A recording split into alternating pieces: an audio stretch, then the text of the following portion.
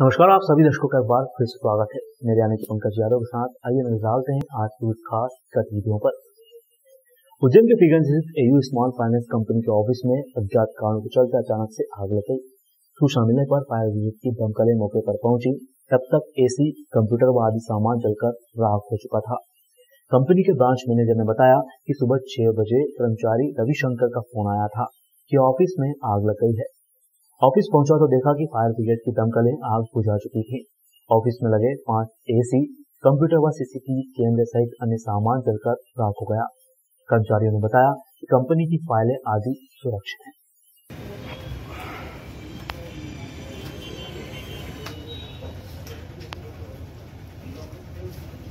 ये short circuit से हुआ आपका क्या? इनका जो मेन सिस्टम है वो चालू छोड़ गई है सुबह नाइट में। सुबह 5:30 बजे जब मैं उठा, मैंने देखा दाना वाना डालने पक्षियों को, उस समय मुझे धुआं निकलता देखा क्या। फिर अंदर वो फायर ब्रिगेड को वगैरह उनको फ़ोन लगाया, सब वो आए काफ़ी, और काफ़ी जल्दी उन्होंने 5-10 मिनट में पूरा निपटा दिया काम। किस बात का फायर का ऑफिस है? ये एयू बैंक फाइनेंस है। आप क्या है? जी, आप क्या है यहाँ पर? मैं मालिक हूँ। लगभग कितने का नुकसान होगा बिल्डिंग में? ये 4 या 5 तो ऐसे ही जले सर, कुर्सी टेबल जले थोड़े। हाँ, 5-1 लाख का तो है। कुछ केस वगैरह भी देता है? नहीं, केस तो नहीं। जिले के थाना भेड़वर क्षेत्र के अंतर्गत गुरुवार देर शाम बुटीक प्रिंटिंग उद्योग के गोडाउन में अचानक से भीषण आग लग गई। पुलिस व निगम को सूचना मिलते ही पुलिस टीम, एमपीडी की टीम वहीं दमकल की गाड़ियां मौके पर पहुंची। करीब 6 गाड़ियों ने सकरी गली में उद्योग होने के चलते भारी मशक्कत के बाद आग पर काबू पाया। गनीमत यह रही कि कोई जनहानि इसमें नहीं हुई। आग लगने से क्षेत्र में अफरा तफरी मच गई। इसे पुलिस टीम की मदद से संभाल लिया गया। आग मोहम्मद सिद्दीकी के बुटीक कारखाने में लगी थी। कितना नुकसान हुआ है, इसकी जांच जारी है। दरअसल उज्जैन के भेड़वर क्षेत्र में संचालित होने वाले मोहम्मद सिद्दीकी की बुटीक की फैक्ट्री में आग लगने से 5 लाख रुपए से अधिक का नुकसान होने का अनुमान लगाया जा रहा है। शाम 5 बजे के लगभग कई वर्कर फैक्ट्री में काम कर रहे थे। इस बीच वहां रखे कपड़ों के बंडल में आग लग गई। कुछ ही देर में आग ने विकराल रूप ले लिया, जिससे क्षेत्र में अफरा तफरी का माहौल बन गया। दमकल की गाड़ियों ने आकर फैक्ट्री की छत पर से आग बुझाने का प्रयास किया। वहीं कई लोग फैक्ट्री के आसपास के क्षेत्र से आग बुझाते हुए भी नजर आए। ये छपाई का कारखाना है, यहाँ पे अपने भेरूगढ़ में छपाई का कारखाना है, और इलेक्ट्रिक शॉर्ट सर्किट की वजह से कहीं न कहीं कोई तार मिसिंग की वजह से ये सब हुआ। किसका कारखाना था ये सिद्दीक भाई किराड़े वाले हैं। क्या होता था यहाँ पे? छपाई का काम होता है, यहाँ कपड़ा छपाई का काम होता है। छोटी मस्जिद है, इसके पास में सिद्दीक भाई करके हैं, यहीं के रहने वाले हैं। इनका एक कारखाना है, उसमें बुटीक का सामान, बुटीक बनाने का कारखाना है ये इनका। प्लास्टिक की थैलियां भी थी यहाँ पर, कुछ बोरे भी थे, और शायद आधा पौन घंटे के आसपास हो गया। बहुत जल्दी आग पर फायर फाइटर राजपूत साहब ने बहुत जल्दी ही कवर किया है। 6 गाड़ियां तत्काल आई हैं और सब बुझ चुकी है। कितनी गाड़ियाँ लगी? उद्योग स्थापना के लिए भूमि पूजन का कार्यक्रम तय हो चुका है।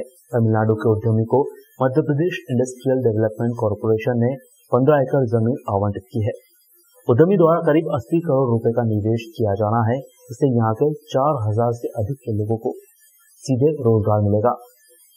उज्जैन जिले में लोगों को रोजगार देने की पहल उज्जैन कलेक्टर आशीष सिंह वहीं उच्च शिक्षा मंत्री डॉक्टर मोहन यादव ने की है। उज्जैन जिले में अब रोजगार मुहैया कराने के लिए अलग अलग एरियो में एकेवीएन व उद्योग विभाग बड़ी बड़ी फैक्ट्री व छोटे उद्योग बनाने की तैयारी में लगा हुआ है। उज्जैन के देवास रोड से सोयाबीन प्लांट की 43 एकड़ जमीन में तमिलनाडु की कंपनी द्वारा 80 करोड़ रुपए के निवेश किए जा रहे हैं, जिससे शहर के करीब 4000 लोगों को रोजगार मिल सकेगा। भूमि पूजन के लिए प्रदेश के मुख्यमंत्री शिवराज सिंह चौहान उज्जैन पहुंचेंगे। उज्जैन जिले में तिलहन संघ सोयाबीन प्लांट की स्थापना के लिए 87.84 एकड़ जमीन आवंटित की गई थी। इससे 45 एकड़ जमीन जिला उद्योग वहीं व्यापार केंद्र द्वारा 42.84 एकड़ जमीन राजस्व विभाग द्वारा आवंटित की गई थी। 20 साल पहले प्लांट बंद होने पर उद्योग विभाग ने लीज निरस्त कर जमीन अपने कब्जे में कर ली थी। राजस्व विभाग द्वारा आवंटित की गई 42.84 एकड़ जमीन के टुकड़े में से 43 एकड़ जमीन तमिलनाडु के उद्योग को दी है। तो खुशी की खबर है उज्जैन के लिए। लगभग कम से कम 3 से 4 हज़ार लोगों को सीधा रोजगार वो कंपनी जो यहाँ पर आने वाली है वो देने वाली है। और उन्होंने बोला है कि बहुत जल्दी ही 6-7 महीने के अंदर ही उनके द्वारा प्लांट भी चालू कर लिया जाएगा। तो ये अत्यंत अच्छी खबर है। 3-4 हज़ार लोगों का रोजगार उज्जैन जैसे शहर और जिले के लिए बड़ी चीज़ है। और हम लोग केवल यही तक सीमित नहीं रहेंगे, और भी कई सारी ज़मीनें हम लोगों ने चिन्हांकित करी हैं। कई सारे उद्योगों से हमारी बात भी चल रही है। बहुत जल्दी ऐसी 5-6 बड़ी इंडस्ट्रीज हम लोग उज्जैन में लेके आएंगे, जिससे कि उज्जैन में रोजगार का जो माहौल है उसको पूरी तरीके से बदला जा सके और एक नए स्तर पर इस पूरे औद्योगिक परियोजनाओं को ले जाया जा सके। उद्यमियों को नए उद्योग स्थापित करने की जमीन आवंटित करने के लिए 5 दिन पहले 26 जून को उच्च शिक्षा मंत्री डॉक्टर मोहन यादव ने अफसरों संग बैठक भी की थी। कर्मचारियों को अत्याधुनिक सुविधाएं जैसे रेस्ट रूम, कैंटीन आदि उपलब्ध होंगे। कंपनी के अधिकांश ग्राहक विदेशी होंगे। इंदौर रोड पर एक अन्य उद्योग प्रतिभा सिंथेटिक की स्थापना के लिए भी प्रयास किए जा रहे हैं।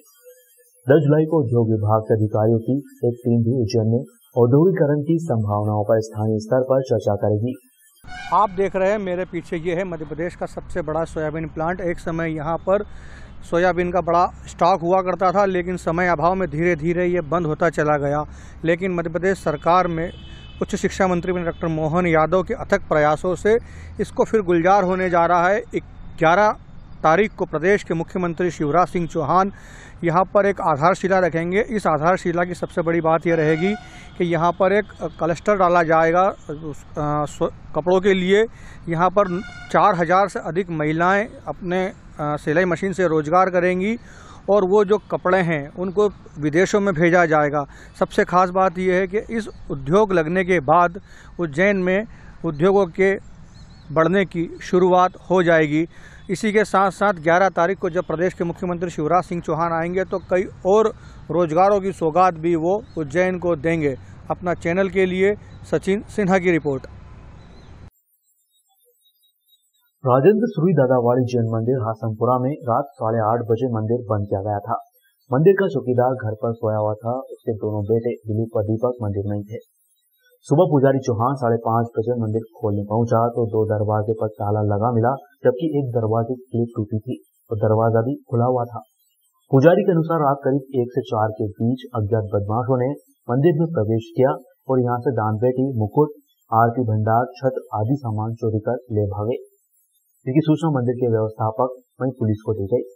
पुलिस ने मंदिर पहुंचकर जांच शुरू की और पुजारी की रिपोर्ट पर प्रकरण भी दर्ज कर लिया है।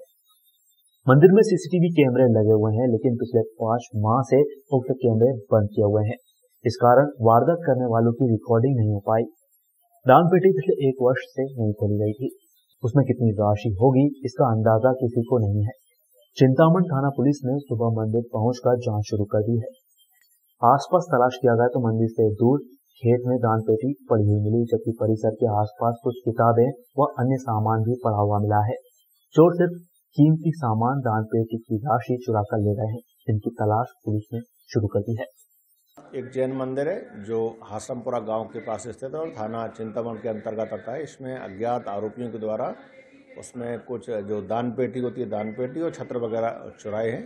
पुलिस ने इस पूरे मामले में एक नकबजनी हाउस ब्रेकिंग का मामला दर्ज किया है अज्ञात आरोपियों के विरुद्ध, और जो उनकी तलाश पतासाजी की जा रही है कि कौन कौन लोग वहां आते जाते थे, इन सभी बिंदुओं पर पतासाजी जारी है। हाँ, दान पेटी जो उठा के ले गए थे वो भी मिली है, थोड़े दूर एक खेत में मिली है। पुलिस अभी सभी बिंदुओं पर जांच कर रही है कि ये लोग कहाँ से आए हैं, किसका क्या आना जाना था, इन सभी बिंदुओं पर जांच हो रही है। शीघ्र ही इस मामले का खुलासा भी होगा। विगत रात्रि शहर की धड़कन फ्रीगंज स्थित चौपाटी के नजदीक एक साड़ी दुकानदार से विक्की नामक बदमाश ने चाकू की नोक पर महंगी साड़ी धमकाकर ले गया। दुकानदार का कहना था कि विगत रात्रि विक्की नामक बदमाश दुकान पर आया और उसने साड़ी दिखाने का कहा। सेल्समैन द्वारा साड़ी दिखाने जाने पर उसने 3000 रुपए की साड़ी भी पसंद करके चाकू दिखाकर डरा धमकाकर साड़ी ले गया। इसलिए आज माधवनगर थाना पुलिस में शिकायत भी दर्ज कराई गई है। माधवनगर थाना प्रभारी मनीष लोधा द्वारा फरियादी के आवेदन पर जांच कर बदमाश की तलाश शुरू कर दी है। बीच में एक बदमाश जिसका नाम मैं विक्की जानता हूँ, वो मेरी दुकान पर आया और आते से ही मेरे गले पर करीब 1 से 1.5 फीट लंबा चाकू गर्दन पे लगा दिया और बोला कि ये वाली साड़ी जो मेरी डमी ने पहनी हुई थी कि ये उतार के दे। उस साड़ी की कीमत सर 3000 रुपये। तो मैंने कहा भैया पैसे, तो कहे कि पैसे नहीं है मेरे पास, साड़ी देना पड़ेगी तुझे। और ज़बरदस्ती करके सर वो साड़ी लिए और 5-10 मिनट उसको समझाने की कोशिश भी करी, परंतु वो माना नहीं। और साड़ी लेके गया। मेरे वर्करों ने डर के मारे साड़ी को दे दिया। क्या डिमांड पैसे से की? सर पैसे की डिमांड नहीं करी, केवल बोला कि बस ये साड़ी चाहिए मुझे। तो सर साड़ी की कीमत 3000 रुपये की थी। किस तरह से डरा के गया है वो? सर वो गले पे चाकू लगा दिया था मुझे, यहाँ पर हल्का सा निशान भी आया मेरे गले पे खरोच जैसा, और फिर बस गले पे ही लगा के रखा। कितने लोग आए थे उनसे? सर करीब वो 3 से 4 लोग थे। क्या बोल के गए? बस मेन तो साड़ी लेके गए हैं और गाली गलौज करी, जो सामान्य माँ की बहन की गालियाँ दी है कि ऐसा कर देंगे वो ऐसा कर देंगे। गंज टावर पे फैशन पॉइंट नाम की एक दुकान है जिनको नरेश परियार जी संचालित करते हैं। इनके द्वारा सूचना दी गई कि कल शाम को करीब 7:30-8 बजे विक्की नाम का एक बदमाश उनकी दुकान पे आया और साड़ी की मांग करने लगा और साड़ी लेके फिर चाकू दिखा के बिना पैसे दिए वहाँ से चला गया। तो उसमें फरियादी की रिपोर्ट पे अपराध पंजीबद्ध किया गया है और आरोपी की तलाश की जा रही है। सीसीटीवी नजर आए? हाँ, इसके अनुसार फरियादी के अनुसार बताया कि ये घटना जो है सीसीटीवी में भी कैद हुई है, तो उसमें भी उसको पहचान कर ली गई है। विक्की ही इसका नाम है, विक्की उर्फ बलराम। कब तक उसकी गिरफ्तारी होगी? हाँ, पूरी टीम लगी हुई है इसी के लिए और जल्दी इसकी गिरफ्तारी है। खाटू श्याम अखाड़े द्वारा सभा का आयोजन नरसिंह घाट के समीप शुक्रवार को किया गया। इसमें संत सुरक्षा हेतु बर्बरिक सेना का गठन किया गया है। अखाड़े की अक्षता यादव ने बताया कि सभा में खाटू श्याम अखाड़ा संस्थापक श्री श्री 1008 अंतर्राष्ट्रीय आचार्य महामंडलेश्वर गिरधर महाराज खाटूवाले, अखाड़ा परिषद अध्यक्ष श्री श्री 1008 अंतर्राष्ट्रीय महामंडलेश्वर स्वामी आनंद महाराज, श्री श्री 1008 महामंडलेश्वर राघवेंद्र दास महाराज, श्री श्री 1008 महामंडलेश्वर आशीषानंद महाराज राजस्थान, श्री श्री 1008 महामंडलेश्वर संतोषी माताजी किन्नर जबलपुर, श्री श्री 1008 महामंडलेश्वर सागरानंद महाराज कानपुर, श्री श्री 1008 राज राजेश्वर महाराज महामंडलेश्वर गुजरात, श्री संत रावल बाबा, श्री श्री 1008 अंतर्राष्ट्रीय महामंडलेश्वर प्रतिभा दीदी मां भी मौजूद रही। इस अवसर पर खाटू श्याम अखाड़े की ओर से बर्बरिक सेना का गठन कर प्रदेश महिला अध्यक्ष माला कोड़ापे को नियुक्त किया गया, वहीं उपाध्यक्ष अक्षता यादव को नियुक्त किया गया। आज हिंदू सनातन धर्म में जो हमारी परंपरा सदियों से प्राचीन कालों से चली आई है, आज युवा पीढ़ी को संदेश देने के लिए श्री खाटू श्याम अखाड़े की स्थापना जो वृंदावन में हुई थी, आज दूसरा कार्यक्रम हमारे उज्जैन में प्रतिभा दीदी क्या रखा गया, जिसमें कई संतों को उपाधि दी गई, कई समाज सेवियों को उपाधि दी गई। यह खाटू श्री श्याम अखाड़ा ये हारे का सहारा है, जो संसार में संसारियों से हार गया हो, वो इस अखाड़े में आके सहारा ले रहा है श्री खाटू श्याम जी का। यह अखाड़ा सनातन धर्म की रक्षा करेगा एवं संतों की एवं जो समाज में जो भी असामाजिक लोग हमारे धर्म को प्रेरित करते, कष्ट पहुंचाते हैं, उसका ये संत समाज विशेष रूप से संतों की सुरक्षा होगी। और इस अखाड़े के अंदर सभी को सह सम्मान उपाधियाँ दे करके और उनको इसमें संतों का आगमन किया गया है। आगे जो हमारे पास में जो संत पधारे हैं, तेलंगाना, राजस्थान झालावाड़ से, गुजरात से और जबलपुर से, अन्य जगहों से हमारे पास संत पधारे हैं। सभी संतों का यहाँ पर भव्य स्वागत। हमारे अखाड़े की दूसरी मीटिंग जो रखी गई है वो प्रतिभा जी जो महामंडलेश्वर हैं, प्रतिभा जी ने उनको रखा है और सभी संतों को यहाँ पर आमंत्रित किया है। यहाँ पर सब पधारे हैं और इस अखाड़े का एक ही लक्ष्य है कि जो दुनिया से हार गया है, हार करके और बिल्कुल आकर के बाबा श्याम के चरणों में गिर पड़ा है, उसको आगे ले जाने का कार्य इसी अखाड़े के द्वारा किया जा रहा है। और इसकी जो स्थापना दिवस था हमारा वृंदावन में रहा और वृंदावन में हम लोगों ने महाराज जी के सानिध्य में रह के महामंडलेश्वर, मंडलेश्वर और श्रीमंत महंत बनाए गए। और इस अखाड़े का उद्देश्य बस यही है कि जो संत समाज जो हमारा आज पीड़ित हो रहा है, तो संत समाज की हम लोग रक्षा करें और सनातन धर्म को आगे बढ़ाएं। जो सनातन धर्म हमारा धूमिल हो चुका है, तो उस सनातन धर्म की रक्षा के लिए सभी संत रहें। और जो आज देश में जितने कुरीति हो रही है, जो देश में आज लव जिहाद है और इस तरह की जितने भी संत लोगों की जो हत्याएं हो रही है, तो हमने एक संत सुरक्षा सेना भी बनाई हुई है, बर्बरिक सेना के नाम से, उसका भी हमने स्थापना की है। तो उसके द्वारा हम लोग सभी संतों की रक्षा करेंगे, सुरक्षा करेंगे और हमारे जो भी जन कल्याण, विश्व कल्याण हेतु हमने इस अखाड़े को स्थापित किया है। और उसी तारतम्य में मैंने उज्जैन में यहाँ एक आयोजन रखा है। सभी जितने भी हमारे महामंडलेश्वर सभी को आमंत्रित किया है और हम लोग आगे भी इस तरह आयोजन करते रहेंगे। जय श्री श्याम। पिछले दिन हुई बारिश से शिप्रा का जल स्तर काफी बढ़ा है। जल स्तर बढ़ने से शिप्रा नदी में पानी के बहाव में कई तरह के जीव जंतु भी आ चुके हैं। सिद्ध आश्रम से धर्मराज मंदिर के बीच एक काफी बड़ी छिपकली, जिसे हम गोरा के नाम से जानते हैं, घाटों पर आए श्रद्धालुओं ने देखी तो वह भयभीत हो गए। मां शिप्रा तैराक दल के सदस्यों द्वारा तुरंत उसे पकड़ने के प्रयास भी किए गए, लेकिन वह घाटों पर पड़े सीवरेज कार्य के दौरान निकाले गए बड़े बड़े पत्थरों में घुस गई। बड़ी मशक्कत के बाद शिप्रा तैराक दल के सदस्यों द्वारा उसे वहां से निकाला गया, लेकिन फिर वह हाथों से छूटकर नदी के गहरे पानी में चली गई। दोबारा उसे गहरे पानी से निकालकर आगे जंगलों में छोड़ दिया गया। मां शिप्रा तैराक दल के सचिव संतोष सोलंकी ने बताया कि बारिश के समय में नदी में पानी बढ़ने पर कई तरह के जीव जंतु घाटों पर आ जाते हैं। कोयरा करके एक जानवर था, पानी में तैरता है, उससे कई लोगों को नुकसान हो जाता है, इसीलिए हम लोगों ने उसको पानी से निकालकर हमने उसे जंगल में छुड़वा दिया। और क्या है कि अभी पानी बढ़ा है, वर्तमान में पानी चेंज हो गया है, तो इसके कारण यहाँ पे आ जाते हैं कई जानवर। इस तरीके से हम लोग ध्यान रखते हैं ताकि किसी को परेशानी ना हो श्रद्धालु आने में। क्या कारण है घाटों पे आ जाते हैं वो लोग? घाटों पे भोजन करने के लिए पर आ जाते हैं, जैसे भोजन की जरूरत होती है उनको, तो वो घाटों पर आकर भोजन करने की व्यवस्थाएं देखते हैं, फिर जनता को देखकर जनता उनसे भागती है। अरविंद नगर जैन मंदिर से उद्योगपुरी तक तैयार हुआ स्मार्ट सिटी योजना अंतर्गत बना स्मार्ट रोड जुलाई के दूसरे सप्ताह में प्रारंभ हो गया। शहर में इन दिनों स्मार्ट सिटी योजना अंतर्गत कई महत्वपूर्ण प्रोजेक्ट चल रहे हैं। इसी के अंतर्गत शहर के बीचों बीच कोयला फाटक अरविंद नगर जैन मंदिर से उद्योगपुरी तक स्मार्ट रोड का कार्य पूर्ण हो चुका है। कंपनी द्वारा इस पूरे मार्ग में अंडरग्राउंड सीवेज लाइन, अंडरग्राउंड विद्युत केबल सहित मार्ग के दोनों ओर हरियाली को लेकर पौधे लगाए गए हैं। कंपनी द्वारा इसके पहले अरविंद नगर जैन मंदिर से पाटीदार हॉस्पिटल ब्रिज को जोड़ते हुए ढांचा भवन कॉलोनी को जोड़ते हुए स्मार्ट रोड का निर्माण किया गया था, जो वर्तमान में शहर की पहचान बन गया है।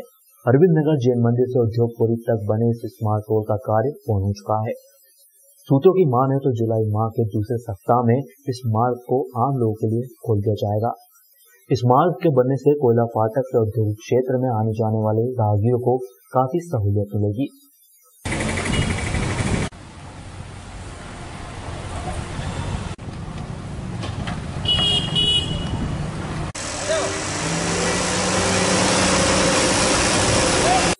भोपाल संभाग आयुक्त द्वारा भोपाल के कर्मचारियों को लेकर एक आदेश निकाला गया है। उज्जैन कर्मचारियों द्वारा उज्जैन संभाग से मिलकर उस आदेश की चर्चा की गई और अपनी बात रखी। यह आदेश उज्जैन में भी लागू किया जाए, क्योंकि कोरोना वायरस में जिन कर्मचारी की मृत्यु हो चुकी है उनके परिजनों को अनुकंपा अन्य कार्यों के लिए परेशान न होना पड़े। और 1988 में एक आदेश जारी हुआ था कि इनको टाइपिंग परीक्षा से मुक्ति दी जाती है, लेकिन उस आदेश के बल पे उनको 88 से इंक्रीमेंट लग रहा है, जबकि लगना चाहिए नियुक्ति दिनांक से। जब उनके संज्ञान में मामला आया तो उन्होंने 2018 में कलेक्टर कार्यालय में एक आवेदन दिया कि ये टंकन त्रुटि से आदेश में त्रुटि हुई वो सुधारा जाए। वो टंकन त्रुटि नहीं सुधारते हुए एक दूसरा आदेश जारी कर दिया। उसमें वो आदेश तो यथावत रखा, लेकिन नए आदेश में ये लिख दिया गया कि इनको टंकन परीक्षा से मुक्ति नहीं दी जा सकती। ऐसी स्थिति में उनकी पूरी सर्विस पे प्रश्न चिन्ह लग गया है। वो दिव्यांग महिला हैं, वो चल नहीं सकती, वो कहीं जा नहीं सकती हैं और वो परेशान हो रही। इस स्थिति में जब मध्य प्रदेश राज्य कर्मचारी संघ के संज्ञान में ये मामला आया तो आज माननीय संभागायुक्त महोदय को ज्ञापन सौंपा।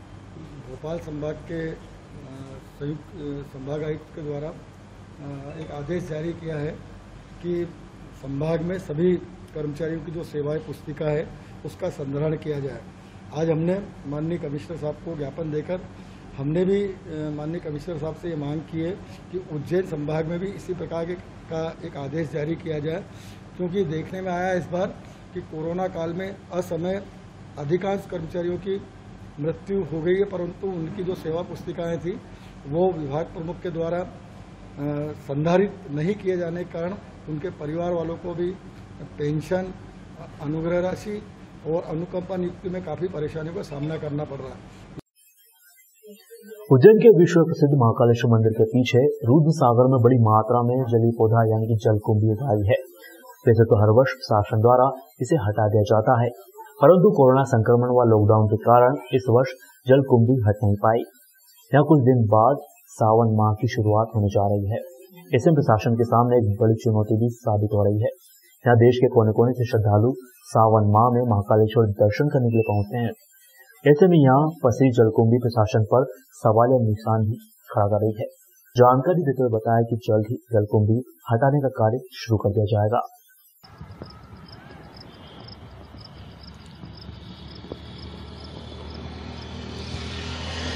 आज के बुलेटिन में फिलहाल इतना ही। अगले समय फिर मुलाकात, तब तक के लिए नमस्कार।